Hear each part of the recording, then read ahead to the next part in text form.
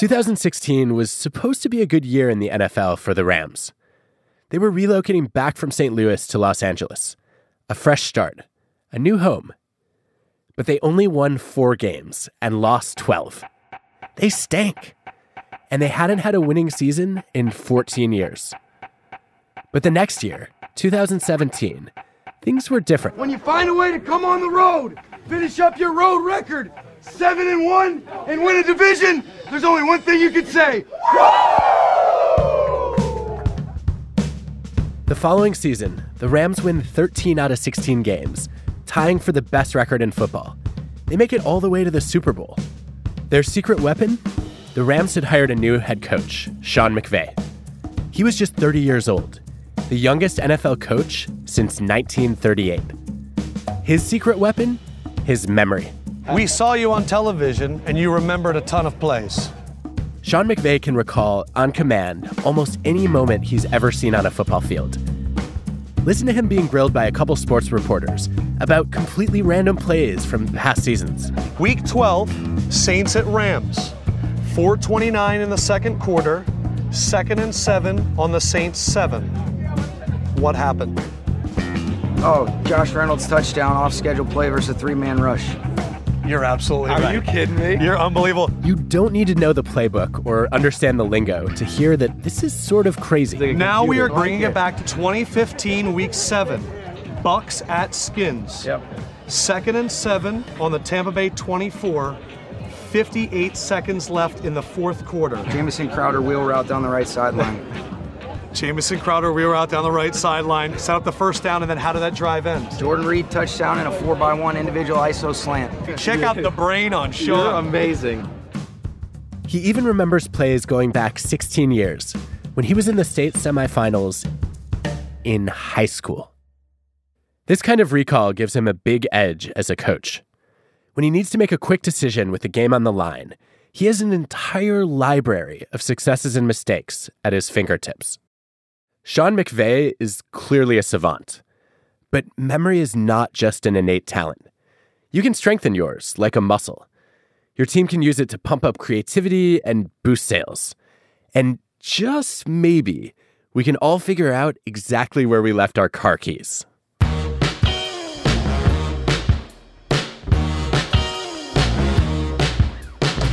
I'm Adam Grant, and this is Work Life, my podcast with Ted.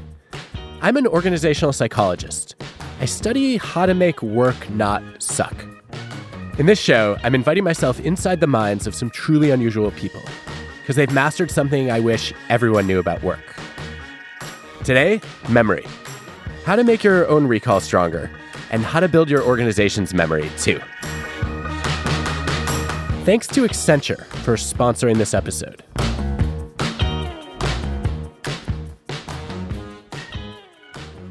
Through most of human history, the most valuable people to have in your tribe were the ones with great memories. Even in the era of cavemen, your life depended on that friend who remembered which mushroom was poisonous or where to find water in a drought. As civilizations developed, you needed to remember which merchants were trustworthy and which guilds were hostile. In Lincoln's era, a mark of a well-read person was the ability to quote at length from many sources. Now, you're probably in the habit of outsourcing your memory to electronic devices. But the ability to retain and recall information in your head is still crucial. One, it helps you establish expertise under uncertainty. If a car salesperson knows safety specs off the top of her head, you'll assume she knows what she's talking about. Two, having a good memory is essential for making fast decisions.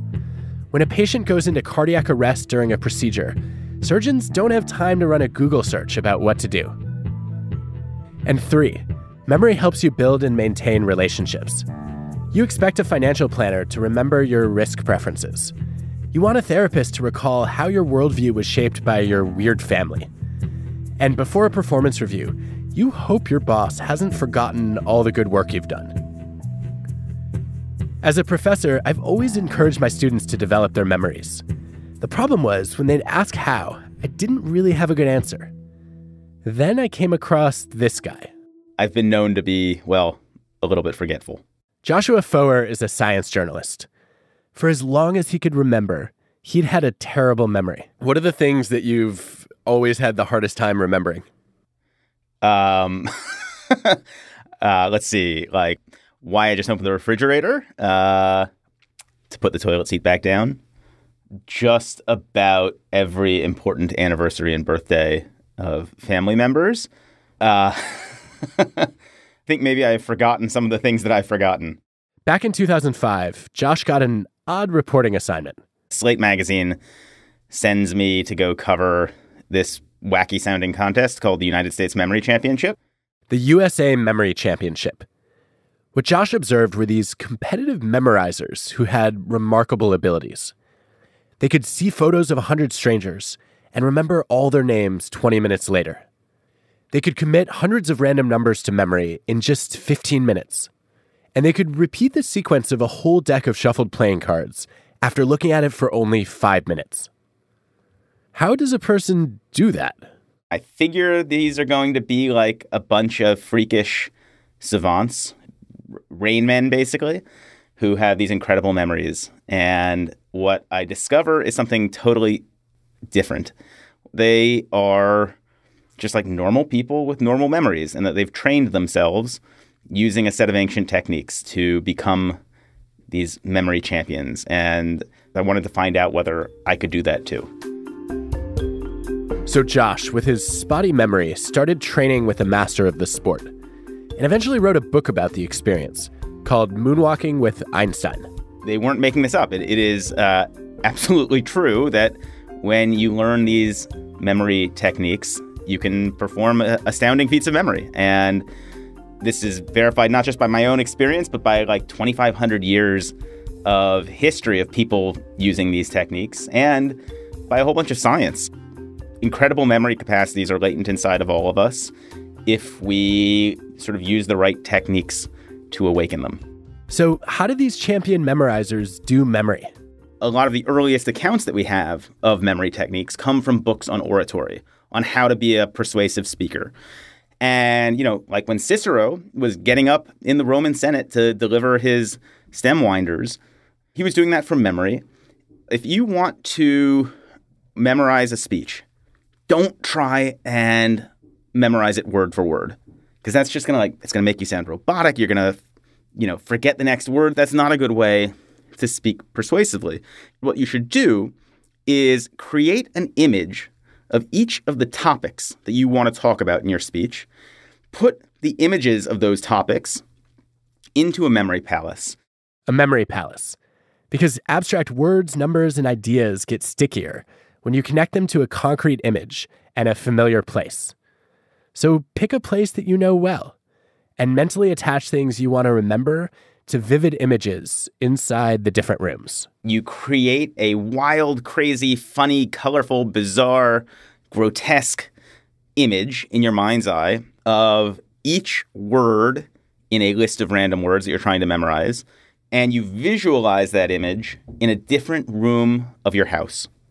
And you walk through your house creating these images, and when it comes time to recall the information, you just walk back through your house, and what you find is that the images are in the rooms where you left them.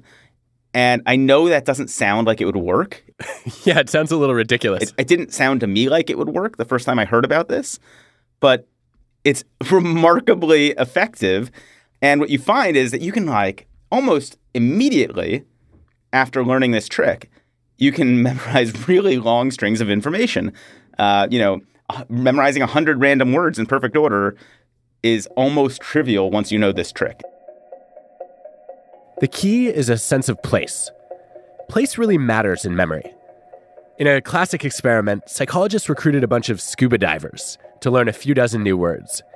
The divers learned some words on dry land and others underwater. 24 hours later, they were tested for recall. If divers had learned words underwater, they had a much harder time recalling them on dry land, and vice versa.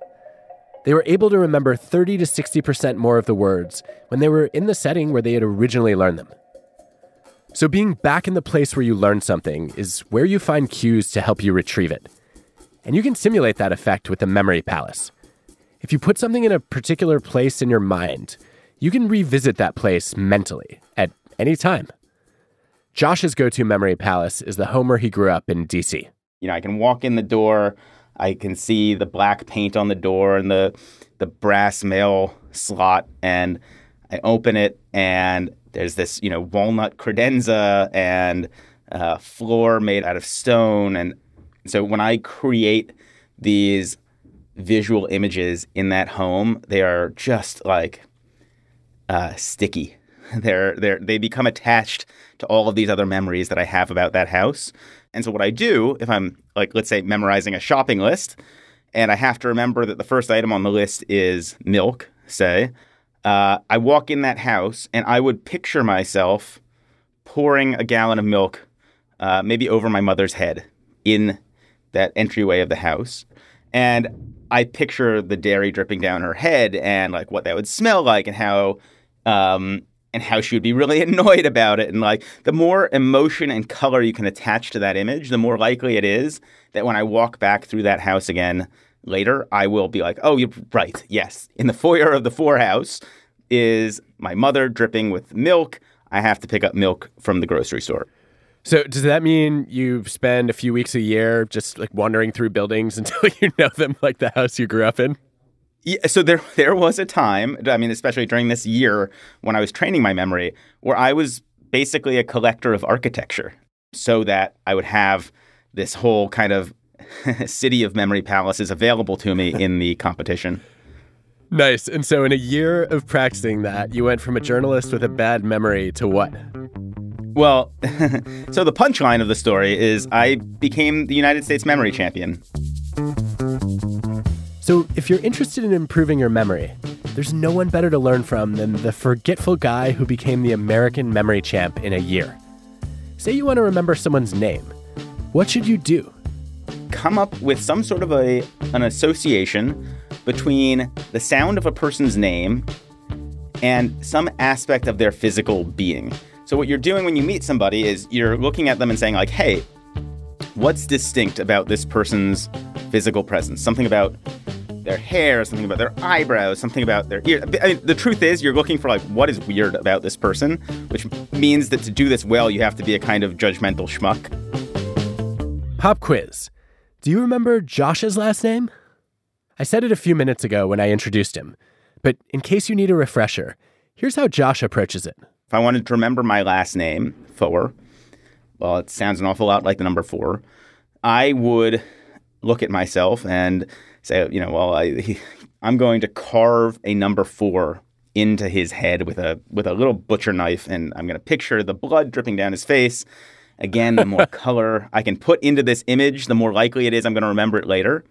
And what I've done is I've just created an association between this name, which otherwise wouldn't mean anything to me, and this guy's face. And that's not a guarantee that I'm going to remember that name later on, but what it's done is given me just like a little hook that makes it that much more likely that when I run into this person at a later date, I'm going to be able to fish their name back out. It's obviously a fun parlor trick, but have you used this in your job at all to remember people's names or anything about their families or, any arcane details like that? Yeah, I certainly try to. There have been a few really delightful moments when I have remembered, like, not just somebody's name, but like the name of their kid or some just esoteric detail that they had dropped into conversation where I can give myself a big pat on the back because, like, the truth is, when you remember something about somebody, you are demonstrating to them that you care. Think about your favorite teachers. They're usually the ones who remember not only your name, but your interests and talents. I bet they also had a wealth of information at their fingertips. They could answer seemingly any question by reciting a compelling idea, quote, or data point from memory.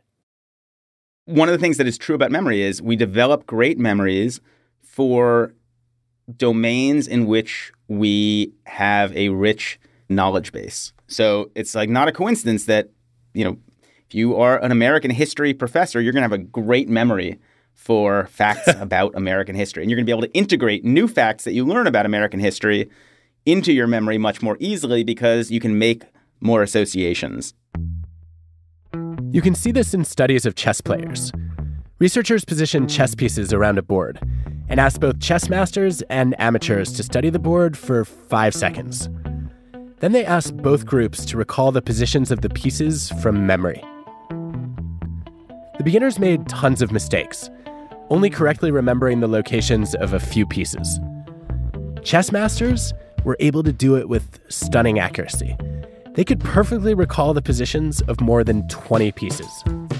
The logical conclusion? Having a great memory makes you a better chess player.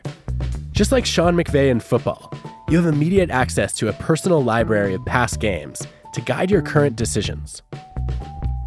But what happened when researchers scrambled the board, putting the pieces in places where they'd never land in a real game? Suddenly, the experts were no better than the beginners. It turns out that experts don't necessarily have superior memories overall. They build up memories of specific patterns from years of experience. Everybody has a great memory for something, and it is usually the thing that you care the most about, that you're most interested in, that you've got the richest knowledge base for. For me in second grade, that was baseball. I remember my teacher being surprised that I could recall not only the names, but also the batting averages of every player on the Detroit Tigers. My friends made fun of me for it. They called me Mr. Facts. Apparently it was annoying then, but it comes in handy now, because my job is to be Mr. Facts. And the interest I have today in remembering psychology studies is pretty similar to how I felt as a kid about baseball stats. Your team or company has lots of people with deep memories of what's worked and what hasn't, all working under one roof. It's a huge pool of information, potentially at your fingertips. And it's the raw material from which creative ideas can emerge, if you can figure out how to access it. More on that after the break.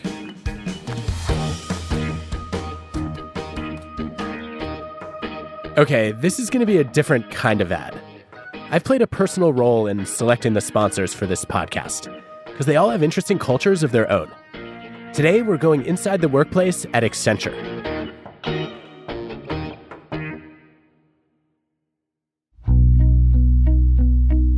Research shows that when people have to put up a facade at work, they're more likely to feel emotionally exhausted and burned out. But when they have the freedom to express their values, they feel energized. That 5-10 minutes that I go pray and I come back, I'm recharged all over again. That's Asma Shahsamand. She's a devout Muslim. I use religion not as just an institutionalized mechanism, but more as a way of living, because I think that in all religions, the core is to be a good person, to treat others with love and kindness and compassion. Asma immigrated to Canada in the 1990s. She was a small child. Her parents were fleeing a war. I was actually born in Afghanistan, in Kabul. Do you remember anything about your time in Afghanistan? I do remember one vivid memory I have, which is we were in these trucks trying to escape, and they were hiding people under blankets and whatnot because there was war zone areas. Wow. Gosh, I'm sorry you had to go through that. Thank you. Her father eventually became an entrepreneur, and her mother studied engineering. Asma followed in their footsteps. She worked in tech and startups for years, and was always wary of big companies. I had assumptions when I came in, and I was very hesitant, I have to say to you, because I was like, I'm not going to feel like I can fit in. But Asma was intrigued by Accenture's newly formed Canada Innovation Hub. She reached out to the head of technology there, who invited her to Accenture's office in downtown Toronto. When I came in, I was so delighted to see the amount of diverse backgrounds.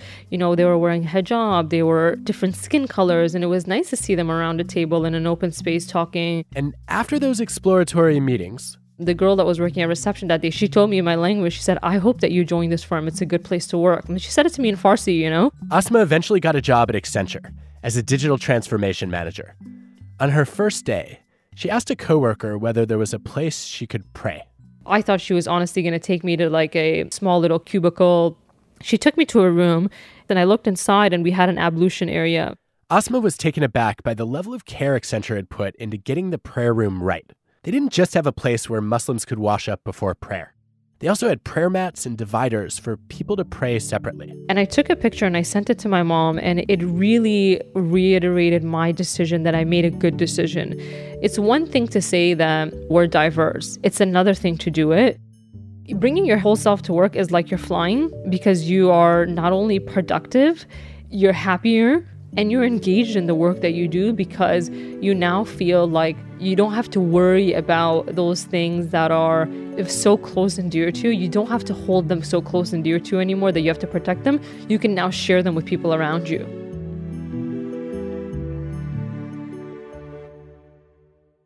Accenture is working to become one of the most truly human companies in the digital age. Learn more at accenture.com/careers.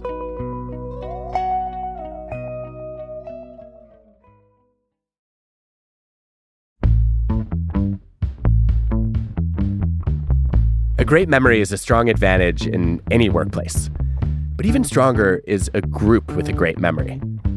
Group memory is a roadmap to learning from the past. It helps you access good ideas that might have been forgotten and avoid repeating strategies that have already tanked.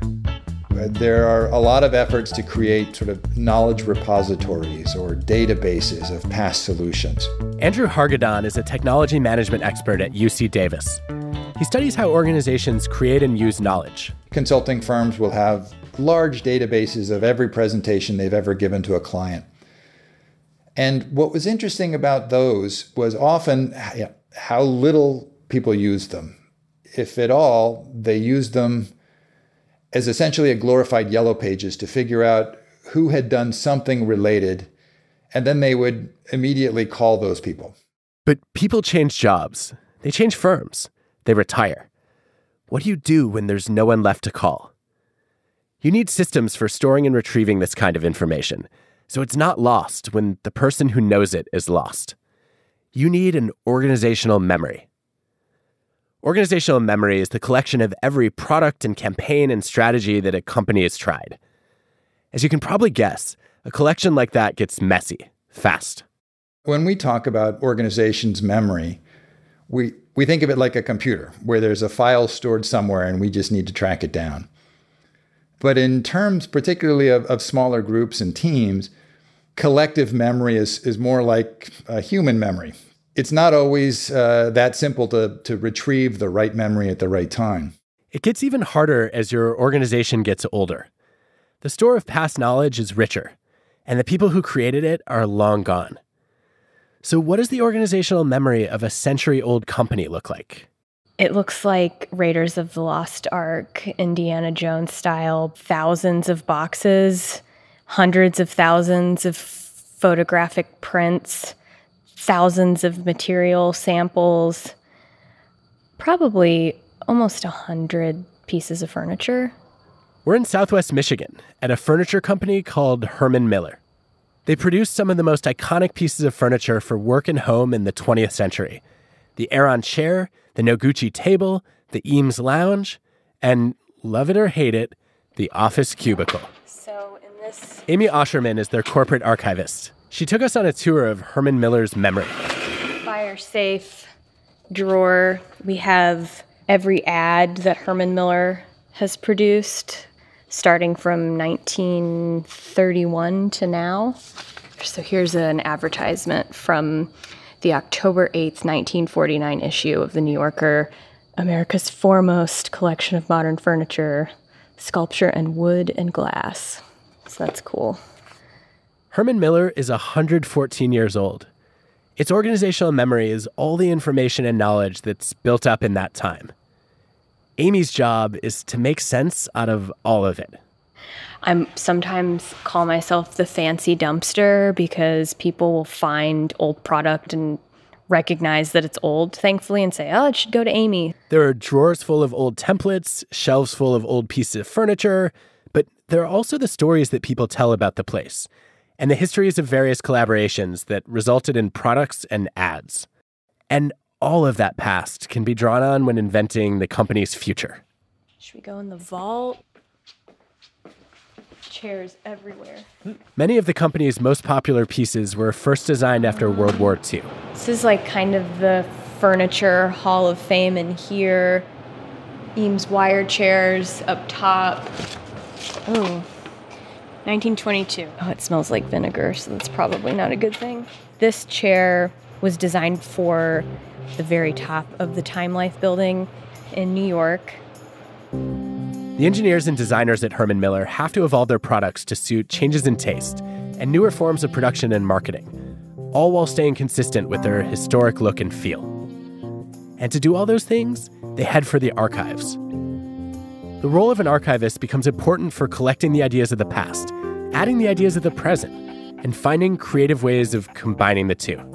It's hard for me to imagine a week that goes by that I don't have some kind of conversation with Amy in our archives. Ben Watson is the chief creative officer at Herman Miller. About a product that hasn't seen the light of day for decades, or a part of the organization that no longer exists. A few years ago, the company relaunched the Herman Miller collection of home and office furniture. It was based on the modern-looking pieces that had originally made Herman Miller a big name in the 50s. So the design team looked back to its origins. By opening the archive, which included not only catalogs from every year, actual sketches and diagrams of designs that were never produced, variants of designs that were long since forgotten. We uncovered all kinds of solutions that the so-called experts didn't know anything about. And many of those discoveries led us to produce new ideas that became part of the collection, which today is a growing and thriving part of our business with significant amount of revenue. We found a lot of products that had a lot of resonance for today that we'd all forgotten about. Your workplace probably doesn't have an archivist, but you can play that role in your team, especially if you're doing creative work. Because although innovation can seem like a bolt from the blue, it's often the result of remembering ideas from one setting and applying them to another. Most innovations aren't novel ideas. They're simply ideas that a new audience hasn't heard yet. Andrew Harganon has found that it's critical to organize and access memories of what's worked and what hasn't. People who study organizations recognize, obviously, that organizations do things over and over, and they often get good at things, and they keep the good things, and they embed them somehow in the organization. They set up standard operating procedures. They set up routines. Apparently at one car supplier, engineers spent almost a third of their time solving issues that had already been solved elsewhere in their company. A good memory system can prevent that by making it easy for people to access existing solutions. But the challenge comes in when we need to distinguish between doing the same thing over and over and doing different things. And memory plays a key role in both of those. If we did something right and we want to keep doing it, we want to support that behavior. We want to encode it, sort of record it and play it back again. But we also want to misremember them when we start to come up with or start to look for new solutions. And that's where memory can play the second role, which is give us that big grab bag of things we've seen in the past that could be used in a different way again later. To understand how organizations draw on the memories of old products to solve new problems, Andrew studied the creative firm Design Continuum.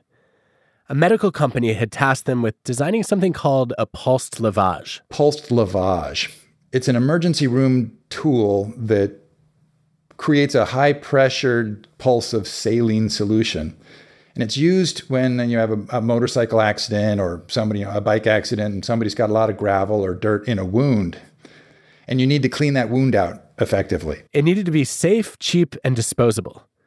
Others had struggled to crack it, but the designers figured it out in just a few days, thanks to a little trip down organizational memory lane. Years earlier, their company had developed a totally different product that could solve the problem. They'd even tested it on their kids. They'd developed super soakers, those high-pressure squirt guns. So they took that knowledge out of organizational memory and applied it to hospitals. And they designed a super soaker for an emergency room. And lo and behold, it ended up working out really well. You know, they had to change the type of plastic and some of the design for medical product guidelines. But in all other ways, it was basically just a slightly more expensive super soaker. Those who can't remember the past are doomed to miss opportunity. When we think about memory, we think about it as knowledge, as bits of knowledge.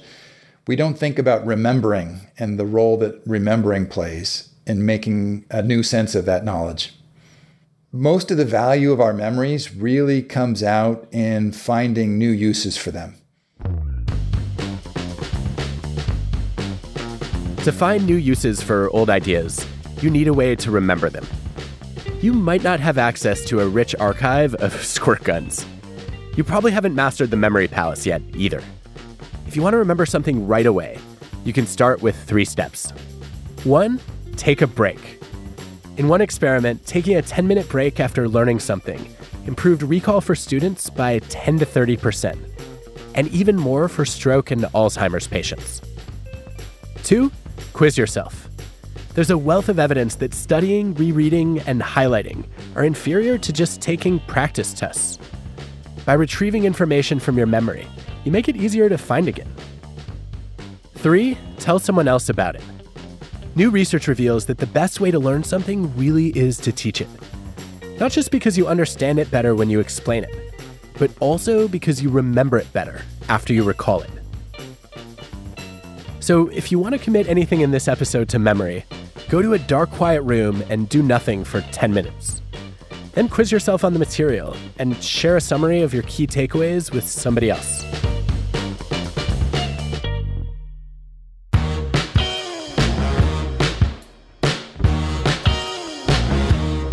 Work Life is hosted by me, Adam Grant. The show is produced by TED with Transmitter Media. Our team includes Colin Helms, Greta Cohn, Jessica Glazer, Grace Rubenstein, Michelle Quint, Angela Cheng, and Janet Lee. This episode was produced by Dan O'Donnell. Our show is mixed by Rick Kwan. Original music by Hansdale Hsu and Allison Leighton Brown.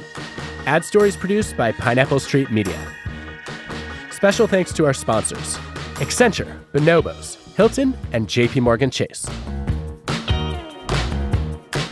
Next time on Work Life. You know when your boss and your boss's boss and HR are sitting in the room that it's not going to be good. Facing rejection and bouncing back. The experiment with scuba divers was done by Duncan Godden and Alan Baddeley. The classic studies of chess players were by Adrian de Groot, William Chase, and Herb Simon. Appreciation to the late Dan Wegner for his seminal work on transactive memory. And a shout out to Neil McRae and colleagues on Source Memory. Thanks to Christian Jarrett, Ulrich Boser, and David Robeson for writing great summaries of the research on encoding learning through teaching, testing, and relaxing. To Deborah Ancona and Jim Walsh for their scholarship on innovation and organizational memory. And to Patricia Hewlin on facades of conformity. Finally, thanks to Bleacher Report for the Sean McVeigh audio.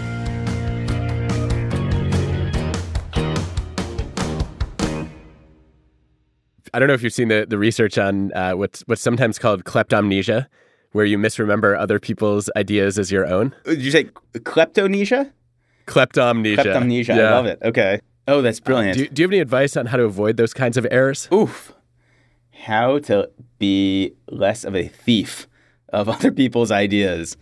I got to give that some thought.